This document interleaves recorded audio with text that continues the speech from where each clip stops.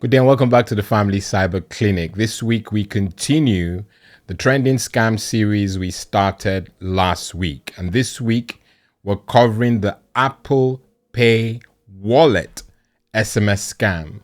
Yes, you get an SMS message. In fact, why am I just saying it? I'll just show you. I kept it for this very reason. So I'll go to the iPhone quickly. I'll show you. This is the text that I received. As you can see at 01:16, I can't remember when, but I think it was 26th or 27th of July at the time.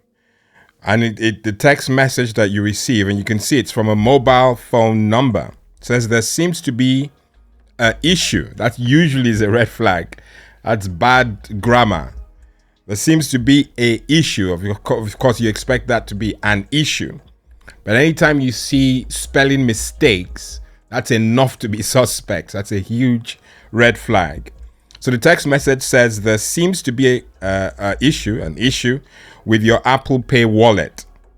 You can continue to use contactless payments by visiting, and it gives you a link, which I conclude is a dodgy link. Now, the first thing that must happen when you receive text messages like this is you have to track back and try and remember whether you've had any issue with your contactless.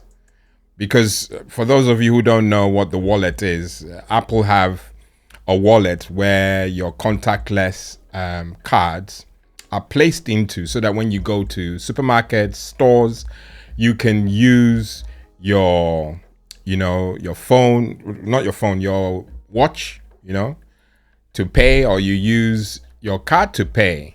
Or you use your phone to pay, I should say. And if you're doing that successfully, then this message and that don't add up.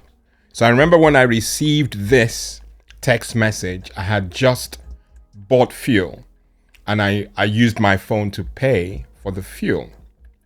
So it is working. But a text message from an unknown mobile number is telling me there are issues with my Apple Pay wallet. So of course that's useful. You must be on the ball when it concerns your cards, your debit cards, your credit cards, contactless, everything about your cards. You must be on ball. Let it not be, it may be true. No, you should know. You have a responsibility to know that your cards are working, and if they don't, you've done something about it. So nothing should catch you by surprise. So I received this text message, and for your benefit, I clicked through so that I can see how far I go before I pull back. I don't recommend you do that. I do it because I have stuff on my phone that allows me, there's a language for it, but I'm not going to bore you with it. But my phone is secure, okay? If you're doing the things that I do, you would also get your phone to be that secure, but there's no need for a normal user to be doing that. I'm doing it because I need a test bed. That's what it's called in layman's terms. So I have a test bed. My phone is a test bed, and I'm able to use it to test stuff. So I clicked the link, and after I clicked the link, it took me to this page. Sorry, not that page, this page. And it says Apple Pay was suspended on your device. And that's not happening because I just used it. Okay? And it goes into detail and says Apple Pay was suspended on your device on Tuesday, the 26th of July. You can continue to make secure contactless purchases once you have reactivated your wallet. So now it wants you to do something that is seriously dodgy. It's asking you to click another link, another dodgy link, to reactivate your Apple Pay. Now your Apple Pay is, right on. It's working. So you have no reason to try and reactivate it. But I clicked through, again, for your benefit. So I clicked the reactivate your Apple Pay now. If you're just joining the broadcast or the video, don't do this unless you know what you're doing.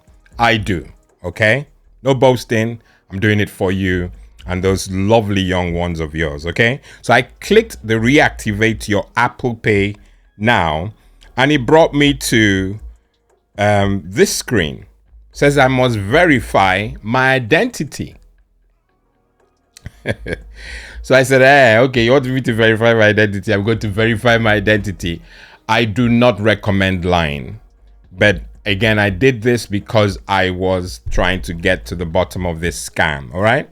So I put my first name, James, it's not James, last name, Smith, and I put a wildly guessed phone number, address, town, postcode, and date of birth. I put those all in, and the next button, as you can see on top, if you click through, then it wants some more information, and it went for my card. And this is where, in fact, it got dodgy from the word go, especially the link and the spelling mistake. But this is where I was drawing the line, okay? It was obvious that they knew nothing about my card in that sense, because I put a dodgy card number and details in general. G Smith, remember I said James, not G. Card expiry, 123, my security code, and all that. I didn't bother going through the next because ultimately they want to get your card information. Now, if you are not on the ball, then it's likely, very likely, that you are going to click through and give out information. Now, that is what we are trying to prevent you from doing. Do not give out personal information, sensitive information to anybody. The bank or card issuers have their own official ways to contact you. I will advise that you go to their website and find out how they contact you, because it could be different across card issuers, okay?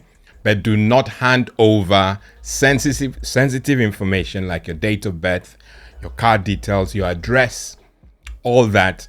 Nobody needs to know that information but you, okay? So it's a trending scam. I received this text evidently recently, and I'm trying to make sure that you don't fall prey, okay? I've been your host. Until next week, God bless, keep safe, and see you next week. Bye-bye.